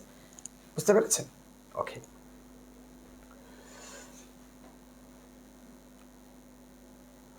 এবং এই উইলিয়াম ক্যারির প্রচেষ্টাতেই হচ্ছে আমরা দেখেছি যে বাংলা গদ্যের প্রাথমিক ভিত্তিটি স্থাপিত হয়েছিল। তিনি কথোপকথন লিখছিলেন, তিনি ইতিহাসমালা লিখছিলেন। তাহলে কথা এবং ইতিহাস ক্যারি করি, আর বাঙালি হিসাবে, বাঙালি লেখক হিসাবে বাংলা ভাষায় কে? রামরাম বসু। এখন আসেন, বাংলা গদ্যের বিকাশের যে ইতিহাস, সেখানে শ্রীরামপুর মিশনের নাম কিভাবে জড়িত? ঠিক আছে, শ্রীরামপুর মিশন থেকে দেখবেন যে রামায়ণ, মহাভারত, বিভিন্ন আরো পাঠ্যপুস্তক, এই ব্যাপারগুলো প্রকাশিত হয়েছে, এভাবে রচিত। এবং শুধু তাই নয়, আমরা যে দেখি যে দিগদর্শন, সমাচার দর্পণ, এই যে সাময়িকী বা পত্রিকা আমরা পড়ি, হ্যাঁ, এই সাময়িকীগুলো কিন্তু 1818 সালে এই শ্রীরামপুর মিশন থেকে প্রকাশিত হয়েছে। কেননা ওনারা শ্রীরামপুর মিশনে একটা ছাপাখানা প্রতিষ্ঠা করছে। কতক্ষণ থাকবেন? How much time will you stay outside? ইনশাআল্লাহ একটু লাইনে থাকেন আপনারা। আচ্ছা, আপনি লিখতে থাকেন, আমি ক্লাস নেই। হ্যাঁ, আপনি লিখতে থাকেন। ক্লাস আর সর্বোচ্চ 40 মিনিট চলবে, বুঝছেন? আশা করি ইনশাআল্লাহ। আমি চেষ্টা করবো আর কি শেষ করতে, যদিও অনেক বাকি আছে। আচ্ছা, তাহলে এই দুইটা, এগুলো কিন্তু ইয়া থেকে হয়, এই শ্রীরামপুর মিশন থেকে হচ্ছে আপনার ইয়ে হয়েছে। তার মানে শ্রীরামপুর মিশনের গুরুত্ব অপরিসীম, অনেক কিছু হয়েছে। আর এরপরে বাকি কিছু ব্যাপার এখানে লাগাই দিলে আপনার তিনে 3 পাওয়ার মতো কোশ্চেন হয়ে যাবে। এবার বাংলা গদ্যের বিকাশে ছাপাখানাও খুবই গুরুত্বপূর্ণ, এখান থেকে কোশ্চেন এসে থাকে, বিশেষ করে এমসিকিউতে কোশ্চেন আসবে। আপনি দেখবেন যে বাংলা গদ্যের বিকাশে সময়ে বাংলা ছাপাখানা ও মুদ্রাক্ষর সম্পর্কে কি জানা যায়। মনে রাখবেন, আমাদের এই যে ভারতীয় উপমহাদেশে, এই ভারতীয় উপমহাদেশের প্রথম যে ছাপাখানা প্রতিষ্ঠা হয়েছে, এটা 1498 সালে। জায়গাটার নাম ছিল গোয়া, সেই জায়গাতে, এবং পর্তুগিজ ভাষার মুদ্রণ যন্ত্র ছিল সেটি। এখন যেমন একটা মুদ্রণ যন্ত্রে আমরা অনেক ভাষা, যেমন বাংলা, ইংরেজি, আরবি হয়তো সব কিছু করতে পারি, কিন্তু দ্যাট টাইম আপনার এই 1498 সালে যেই উপমহাদেশের যে স্থানে মানে শুরুতে সর্বপ্রথম ছাপাখানা প্রতিষ্ঠা হয়েছিল সেটি আমরা দেখলাম। এরপরে দেখেন আপনি বাংলাপিডিয়ার একটা তথ্য দেওয়া আছে, সেটা আমাদের দেখার প্রয়োজন নাই। এরপরে দেখেন যে 1778 সালে হুগলিতে চার্লস উইলকিন্স, এই নামটা একদম ঠোঁটস্থ রাখবেন, তিনি প্রথম বাংলা ছাপাখানা প্রতিষ্ঠা করছে, এবং এই লোকটা হচ্ছে বাংলা অক্ষরের নকশা তৈরি করছে। নকশা তৈরি করে একজন কর্মকার, মানে কামার, কর্মকার মানে কি কামার, তার নাম ছিল পঞ্চানন। এই পঞ্চানন কর্মকারকে তিনি এগুলো খোদাই করার জন্য হচ্ছে নির্দেশনা দিছে। পরে পঞ্চানন কর্মকার খোদাই করছে, আর নকশা করছে কে? এই আমাদের চার্লস উইলকিন্স নামক ভদ্রলোক, ঠিক আছে, উনি খোদাই করছে। এবং এই 1778 সালে হচ্ছে বাংলা মুদ্রণ যন্ত্র আবিষ্কার হয়েছে। আই হোপ যে বুঝতে পারছেন। এরপরে আসেন উইলিয়াম ক্যারি সাহেব এবং জোশুয়া মার্শম্যান, এই দুইজন তারা একসাথে কি করছে, 1800 সালে যখন ফোর্ট উইলিয়াম কলেজ প্রতিষ্ঠা হয়েছিল, হ্যাঁ, তখন সেখানে কলকাতার নিকটে শ্রীরামপুরে যে শ্রীরামপুর যে মিশন ছিল, সেই মিশনেও তারা একটা মুদ্রণ যন্ত্র স্থাপন করছে। ইতিমধ্যে আমরা বলেছি শ্রীরামপুর মিশন থেকে অনেক গ্রন্থ বের হয়েছে, যেমন প্রথম গ্রন্থটাও বাংলায়, যেটা শ্রীরামপুর মিশন থেকে বের হয়েছিল, ওখানকার যে মুদ্রণ যন্ত্র ছিল ওখান থেকে, এবং সেটা বলছিলাম যে 54 বা 55 সাল পর্যন্ত টিকে ছিল। এরপর আসেন আমাদের বাংলা, এখন এই যে জিনিসগুলো দেখতেছেন, এগুলো তো বাংলা অঞ্চলের, মানে বাংলা ভাষাভাষী অঞ্চলের হইলেও এগুলো কিন্তু দেখেন ভারতের অংশে পড়তেছে। তো আমাদের এই যে বাংলাদেশের সীমানা, এখানে কখন হয়েছে প্রথম? 1847 সালে হচ্ছে রংপুরে বার্তাবহ যন্ত্র নামে, কি বহ যন্ত্র, বার্তাবহ যন্ত্র নামে একটা ছাপাখানা প্রতিষ্ঠা হয়েছে, আর এটাই হচ্ছে বাংলাদেশের প্রথম ছাপাখানা। আর আমাদের যে ঢাকা রাজধানী ঢাকাতে হচ্ছে 1860 সালে হচ্ছে ছাপাখানা প্রতিষ্ঠা হয়েছে, সেটার নাম ছিল বাংলা প্রেস। এবং এই বাংলা প্রেস থেকে আপনারা সকলে জানেন যে 1860 সালে হচ্ছে দীনবন্ধু মিত্রের যে নীল দর্পণ নাটক, সেটা হচ্ছে ঢাকা থেকে 1860 সালে প্রকাশিত হয়েছিল। এই বাংলা প্রেস থেকে কিন্তু 1860 সালে এই দীনবন্ধু মিত্রের নীল দর্পণটি প্রকাশিত হয়েছিল। আই হোপ যে আপনারা বুঝতে পেরেছেন। তাহলে এখন দেখেন, যদি বলে যে বাংলা মুদ্রাক্ষরের জনককে, তাহলে কি কাকে উত্তর দিবেন? পঞ্চানন কর্মকার নাকি চার্লস উইলকিন্স? বলেন তো। বাংলা প্রথম কে নকশা করছে? Charles Wilkins. তাহলে চার্লস উইলকিন্স হচ্ছেন বাংলা মুদ্রাক্ষরের জনক। আই হোপ যে পুরো আলোচনা ক্লিয়ার। ওকে, এখানকার যে তথ্যগুলো, এই তথ্যগুলো কোনোটা বাকি আছে কিনা? না, সবগুলো তথ্য আমাদের আলোচনায় এসেছে। আমরা দুই একটা একটু উদাহরণ চেক করার চেষ্টা করব।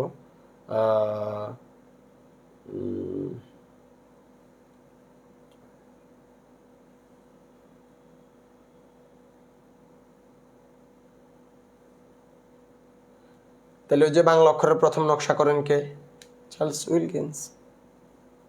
সবগুলো আমাদের কমন কোশ্চেন, আমরা এজন্য গেলাম না। এখন আসেন, এটা টপিকের মধ্যে আজকে ছিল কিনা, ছিল হয়তো, না থাকলেও পড়াই দিই। একটা কলেজ প্রতিষ্ঠা হয়েছিল, হিন্দু কলেজ। তো এই হিন্দু কলেজ হচ্ছে আমরা দেখব যখন রাজা রামমোহন রায় এবং ঈশ্বরচন্দ্র বিদ্যাসাগর পড়বো, তখন আমরা দেখব হিন্দু কলেজের প্রতিষ্ঠার ব্যাপারটা। তো হিন্দু কলেজে, হ্যাঁ, কলকাতায় ছিল হিন্দু কলেজটা অবস্থিত।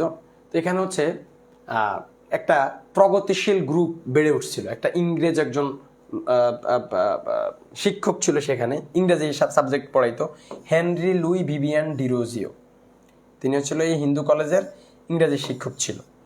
তো তারা হচ্ছে খুব, মানে তারা মটটত খাইতো, এরপরে আধুনিক ছিল, এরপরে স্টাইল করে চলতো। এখন মনে করেন যে কিছু পোলাপাইন আছে না, যে হাতের মধ্যে ব্রেসলেট দিয়ে, মাথার চুল খাড়া করে, মাথার মধ্যে বংশং দিয়ে এরকম হাঁটে না, তো তারা ওই সময়কার মনে করেন যে স্মার্ট পোলাপাইন সাজার ট্রাই করতো আর কি। যাই হোক, হ্যাঁ, এরপরে তারা হচ্ছে বিচার এবং জিজ্ঞাসার ভিত্তিতে সব গ্রহণ করতো, তারা ধর্মকে মানত না।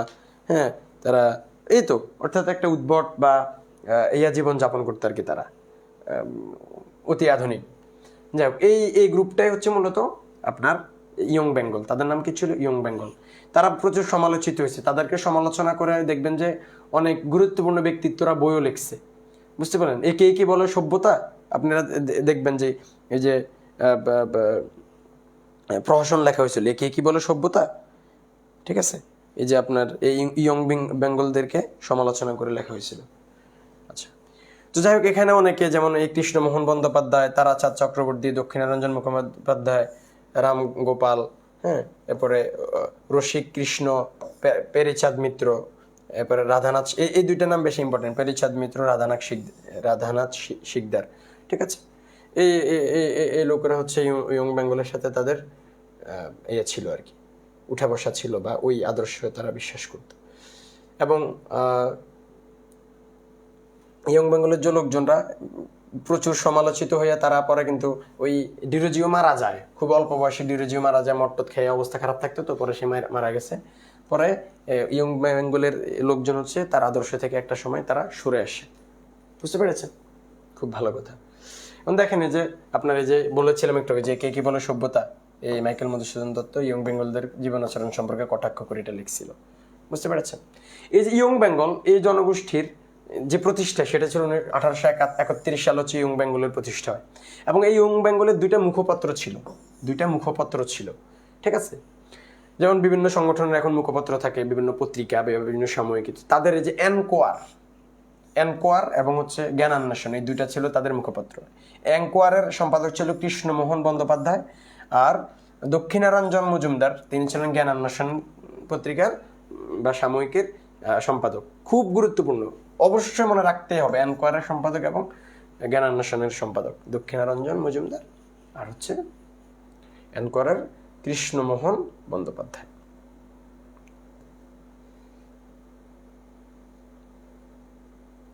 এরা মদ পান করতো, এরপরে গরুর মাংস, মনে করেন হিন্দুদের তো গো মাংস খাওয়া নিষিদ্ধ ছিল, কিন্তু তারা গো মাংসও খাইতো, ঠিক আছে। এই যে পেরিচাঁদ মিত্র ইয়ং বেঙ্গলের ছিলেন, এটা পরীক্ষা আসতে পারে বা আসে বিভিন্ন জায়গায়, ঠিক আছে।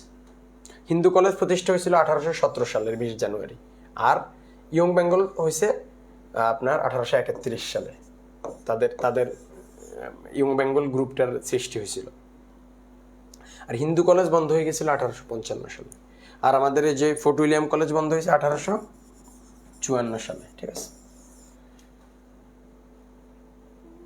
এরপরে আসেন, হিন্দু কলেজ যখন বন্ধ হয় তখন সেই কলেজের, আপনারা দেখবেন আমাদের এই অঞ্চলের অনেক লোকও দেখবেন যে প্রেসিডেন্সি কলেজে পড়াশোনা করছে কলকাতা, এই হিন্দু কলেজ এটা পরিবর্তিত হইয়া পরবর্তী প্রেসিডেন্সি কলেজে রূপান্তরিত হয়। তো এদের যে কোশ্চেনগুলো পারবেন, দেখেন যে ইয়ং বেঙ্গলের প্রবক্তা কে ছিল, এই যে ডিরোজিও, মুখপাত্র কোন পত্রিকা ছিল, জ্ঞানান্বেষণ ছিল, বা এনকোয়ার ছিল, এনকোয়ার এখানে না, জ্ঞানান্বেষণ। ইয়ং বেঙ্গল কি দেখেন, ইংরেজি ভাবাদর্শ পুষ্ট বাঙালি যুবক, ঠিক আছে। আচ্ছা, এরপর আসেন আমরা এখন চলে যাব হচ্ছে অনেক দূরে। আমাদের যে টপিক ছিল আজকের, সেই টপিকগুলো ওর মধ্যে আমি আরেকবার পড়তেছি। আমাদের টপিকগুলো কি ছিল?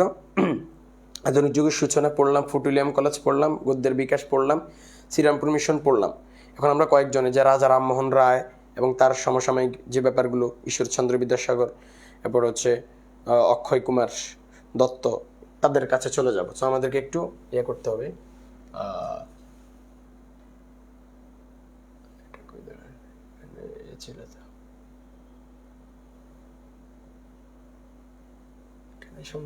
লেখার একটা, আচ্ছা, না হলে ট্রেনে যেতে হবে। আচ্ছা, ট্রেনে যাচ্ছে, অসুবিধা নেই।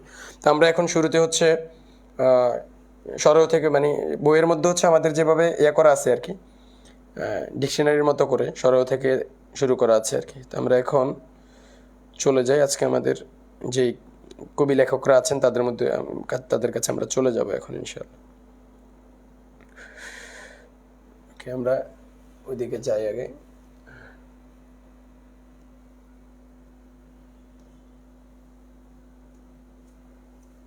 আচ্ছা, একটু ওয়েট করেন।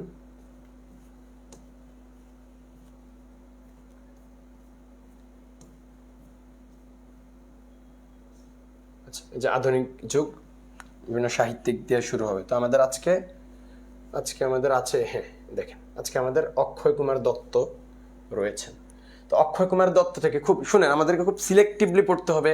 সব কিছু রাইটারকে আমরা খুব গুরুত্বপূর্ণ, যে রবীন্দ্রনাথ, নজরুল, জসিমউদ্দিন, বঙ্কিম, শরৎ, হ্যাঁ, এরপরে আপনার এখন আল মাহমুদ ফররুখ, তাদেরকে খুব গুরুত্ব দিয়ে পড়তে হবে। দীর্ঘ সময় তাদেরকে পড়া হয় না, এখন তাদের থেকে আল মাহমুদ ফররুখ থেকে কোশ্চেন আসবে খুব ভালো করে। এরপর আপনার আগে শামসুর রহমান ইম্পর্টেন্ট ছিল, আশা করি এখনো থাকবে, ঠিক আছে।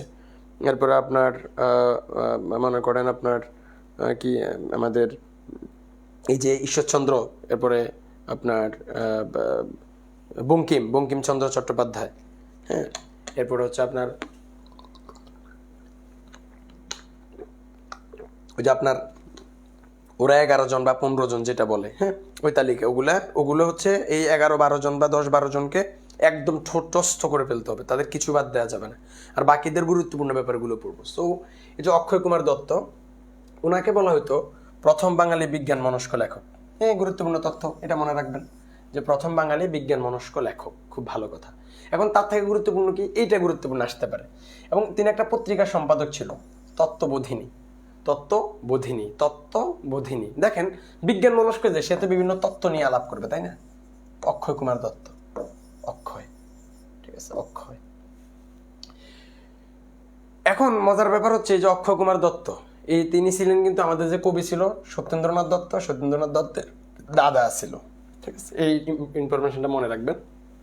এবং তিনি একজন প্রাবন্ধিক ছিলেন। আসতে পারে যে নিচের কে প্রাবন্ধিক, অথবা উনি কি ছিলেন, ঔপন্যাসিক, প্রাবন্ধিক, কবি, না আপনার অন্য আরেকটা থাকতে পারে আর কি, প্রাবন্ধিক ছিলেন। এরপরে গুরুত্বপূর্ণ হচ্ছে দেখেন 1838 সালে, সালটা হয়তো গুরুত্বপূর্ণ না, কিন্তু ঈশ্বরচন্দ্র গুপ্তের সহায়তায় সংবাদ প্রভাকর পত্রিকায় লেখালেখির মাধ্যমে জীবন শুরু করেন। তাহলে সংবাদ প্রভাকরে কে লেখালেখি শুরু করছে, সংবাদ প্রভাকরের মধ্য দিয়ে এই অক্ষয় কুমার দত্ত। তিনি সেখানে কি করতেন, মূলত সংবাদ প্রভাকর পত্রিকা ইংরেজি সংবাদগুলো তিনি বাংলা অনুবাদ করতেন, বুঝতে পেরেছেন? আচ্ছা। এবং তিনি একটা পত্রিকা চালু করে বিদ্যাদর্শন নামে আরেকটা, এটা গুরুত্বপূর্ণ, বাদ দেন। আর সর্বশেষ দেখবেন এটা যে বাহ্যবস্তুর সহিত মানব প্রকৃতির সম্বন্ধ বিচার, একটা বই লিখছি তিনি, বাহ্যবস্তুর সহিত মানব প্রকৃতির সম্বন্ধ বিচার। জর্জ কুম্ব, এই ভদ্রলোকের দ্য কনস্টিটিউশন অফ ম্যান, এই গ্রন্থের অবলম্বনে হচ্ছে বাহ্যবস্তুর সহিত মানব প্রকৃতির সম্বন্ধে এটা তিনি লিখছিলেন। আর একটা প্রশ্ন একটা পরীক্ষা আসছিল যে নিচের কোন ব্যক্তি হচ্ছে বিভিন্ন দুর্লভ গাছ বা বৃক্ষ সংগ্রহ করে একটা বাগান বানাইছে, তখন উত্তর হবে অক্ষয় কুমার। আর ওই বাগানের নাম কি দিছে, অথবা এমনও প্রশ্ন আসতে পারে যে দুর্লভ বৃক্ষ নির্মিত যে বাগান, সেই বাগানটির নাম কি, তখন উত্তর কি হবে? চার্জ নাই কেন, একটু একটু একটু একটু একটু একটু একটু আপনি লাইনে থাকেন তো, দেখাচ্ছে চার্জ হচ্ছে না, এটা তো কাটা দিয়ে গিয়ে যেতে পারে, একটু লাইনে থাকতে হবে।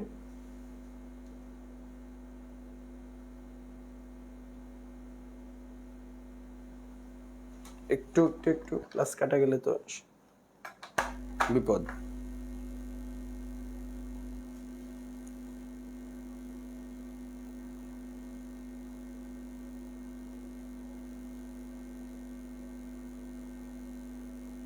হোপ যে চার্জ হচ্ছে, কিন্তু 2% চার্জ দেখাইতেছিল, কাটা গেলে তো শেষ। আচ্ছা দেখি, আমি একটু পর আবার চেক করবো কাটা গিয়েছে কিনা। ওকে, তাহলে বুঝতে পেরেছেন, তাহলে শোভন উদ্যান কি সেটা বুঝতে পেরেছেন। সো ওনার থেকে এর বাইরে কিচ্ছু পড়া লাগবে না, আর কিছু না, এর বাইরে আপনি বাকিগুলো পড়তে গিয়ে মাথা খারাপ করা যাবে না। ওকে, এরপরে আসেন আমাদের আজকের পরবর্তী যে লেখক রয়েছেন, আমাকে একটু সহযোগিতা করবেন সময় দিয়ে। আমরা এখন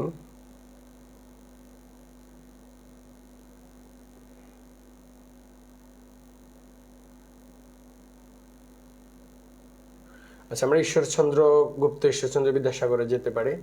তো তাদের কাছে যেতে হলে আমরা গুরুত্বপূর্ণ সব লেখক পড়বো ইনশাল্লাহ, এবং আপনাদেরকে যে ইয়েটা দেওয়া হয়েছে ওখানে সবাইকে পড়বো।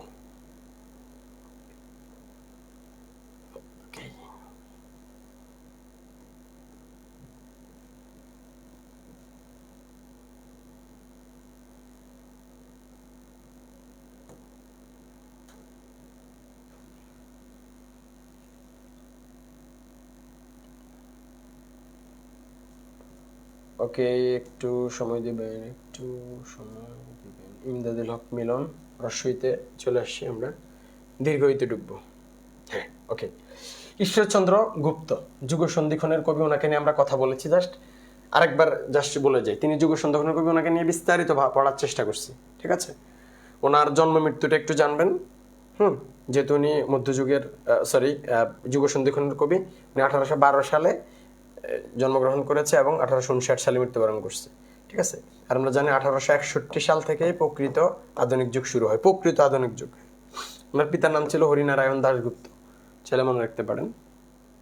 এরপরে এখান থেকে আর কি মনে রাখবেন, এখান থেকে কি মনে রাখবেন, আচ্ছা উনি হচ্ছে মূলত বিদ্রুপাত্মক বিভিন্ন সাহিত্য তিনি রচনা করেছে এবং বিভিন্ন হচ্ছে আনারস নিয়ে, মাছ নিয়ে, না এটা হ্যাঁ হচ্ছে তিনি বিভিন্ন কবিতা তিনি লিখেছিলেন।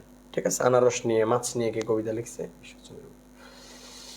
যেমন তার যে বিখ্যাত কিছু কবিতা, এই ব্যাপারটা ইম্পর্টেন্ট। স্বদেশ, তপসে মাছ, বাঙালি মেয়ে, নীলকর, আনারস, মানুষকে, খুব গুরুত্বপূর্ণ।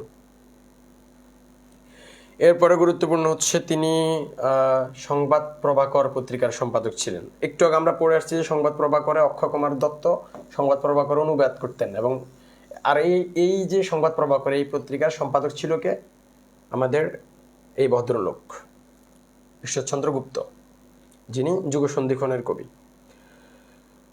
এবং তিনি নিজের সম্পর্কে, সংবাদ প্রভাকর সম্পর্কে তিনি বলেন, কে চন্দ্রগুপ্ত, কে বলে ঈশ্বর গুপ্ত ব্যাপ্ত চরাচর, যার প্রভায় প্রভা পায় প্রভাকর। দেখেন, যার প্রভায় প্রভা পায় প্রভাকর, মানে প্রভাকর পত্রিকা প্রভা পায় মানে আলোকিত হয়। ঠিক আছে, যার প্রভায় মানে যার আলোতে, মানে তার আলো, ওনার আলোতে হচ্ছে এই প্রভাকর পত্রিকা হচ্ছে প্রভা পায়। এবং এটা হচ্ছে 1839 সালের 14 জুন এটা একটা দৈনিক পত্রিকায় পরিণত হয়। এখন আসেন, খুবই গুরুত্বপূর্ণ ওনার বিখ্যাত কিছু পংক্তি, যেমন লও তুমি যত পারো শাস্ত্রের সন্ধান। এরপর স্বদেশ কবিতাটা গুরুত্বপূর্ণ বলেছেন, এখানকার একটা লাইন যে কতরূপ স্নেহ করি দেশের কুকুর ধরি বিদেশের ঠাকুর ফেলিয়া। এরপরে নগরের লোক সব এই কয় মাস তোমার কৃপায় করে মহাসুখে বাস। এরপরে বন থেকে এলো এক টিয়ে মনোহর, মানে আনারসকে বললো সোনার টোপর শোবে মাথার উপর, আনারসের উপরে যেটা থাকে ওটাকে বললো আর কি সোনার টোপর। মানুষকে এই কবিতায় তিনি লেখেন চেষ্টায় সুসিদ্ধি করে জীবনের আশা, যতনে হৃদয়ে সমুদয় ভাষা, হৃদয়েতে সমুদয় ভাষা। এরপরে আসেন আমরা ওনার ব্যাপারে আর যা জানা গুরুত্বপূর্ণ, উনি হচ্ছে কিছু কাজ করছে, যেমন ওই যে ইয়ং বেঙ্গলকে উনিও সমালোচনা করছে। ঠিক আছে। এরপরে উনি বিদ্যাসাগরকেও তার বিভিন্ন কবিতা আক্রমণ করছিল। যাই হোক, সুতরাং উনি যুগ সন্ধিক্ষণের কবি। উনি কেন যুগ সন্ধিক্ষণের কবি আর সব আলোচনা আমরা করেছিলাম নেক্সট ক্লাসে, লাস্ট ক্লাসে বা এর আগের ক্লাস। এরপর আসেন আমাদের আজকের অত্যন্ত গুরুত্বপূর্ণ বা আজকের সবচেয়ে গুরুত্বপূর্ণ লেখক যিনি, তিনি হচ্ছেন ঈশ্বরচন্দ্র বিদ্যাসাগর। ওনাকে বাংলা গদ্যের জনক বলা হয়, কেননা তিনি সুপরিকল্পিত এবং চমৎকার, মানে সুন্দর বিন্যাসের গদ্য তিনি প্রথম রচনা শুরু করেন। বুঝতে পেরেছেন? তার আগে যেগুলো ছিল সেগুলোতে অনেক সমস্যা ছিল, এবং তিনি কিভাবে ব্যাপারগুলোকে হচ্ছে মানে গোছানো করছে, কারণ তিনি এই গদ্যের মধ্যে জ্যোতি চিহ্ন, বিরাম চিহ্ন এগুলোর প্রথম ব্যবহার করছে। এতেই তো মনে করেন যে অনেক গোছানো হয়ে গেছে না। তো যাই হোক, এর আগে ওনার আগে যে গদ্যগুলো ছিল রচিত হইতে, এগুলো তো অনেক সব প্রবলেম ছিল, কিন্তু ওই প্রবলেমগুলো কিন্তু উত্তরাইয়া উনি হচ্ছে একটা মানে মানসম্মত গদ্য উপহার দিছে। সো দ্যাটস ওয়াই ওনাকে বাংলা গদ্যের জনক বলা হয়, এবং তিনি গদ্যে জ্যোতি চিহ্ন, বিরাম চিহ্নের ব্যবহার করছে। ওনার কলকাতার মদিনীপুর জেলার বীরসিংহ, একদম গ্রামও গুরুত্বপূর্ণ, ওনার যে কোন গ্রামে জন্মগ্রহণ করছে এটাও গুরুত্বপূর্ণ, বীরসিংহ গ্রামে। কখন? 1820 সালের 26 সেপ্টেম্বর। তারিখ সহ গুরুত্বপূর্ণ, অবশ্যই মুখস্থ রাখবেন, এবং তার মৃত্যুও মনে রাখবেন। বুঝতে পেরেছেন? আচ্ছা, এরপর আসেন বিদ্যাসাগর উপাধি তিনি কখন পাইছে। ঠিক আছে, কোথায় পাইছে? উনি হচ্ছে সংস্কৃত কলেজে যখন পড়তো, তখন এই সংস্কৃত কলেজ থেকে পাশ করার ফলে কলেজ থেকে হচ্ছে তিনি 19 বছর বয়সে 1839 সালে হচ্ছে তিনি বিদ্যাসাগর উপাধি পেয়েছে। যেহেতু 1820-এ জন্ম, তাহলে 39 সালে 19 বছর বয়সেই তিনি এই বিদ্যাসাগর উপাধি তিনি পেয়েছিলেন।